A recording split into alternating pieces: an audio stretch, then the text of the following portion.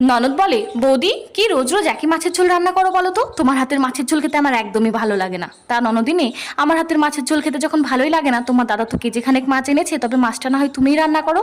না না বৌদি, মায়ের বাড়ি দুদিন বেড়াতে এসে আমি রান্না বান্না করতে পারবো না। তুমি যখন মায়ের বাড়ি যাও তখন কি রান্না করে খাও?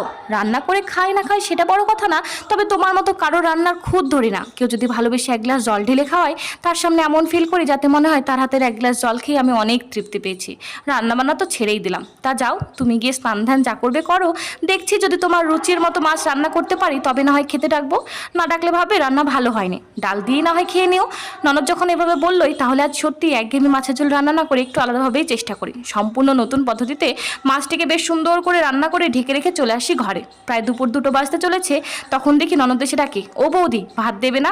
না গো, মাছের ঝোলটা আজ এত বাজে রান্না হয়েছে যে বাড়ির সবাই দুবেলার মাছ একবারেই খেয়ে নিয়েছে, তোমার জন্য এক পিসও বাদ রাখেনি।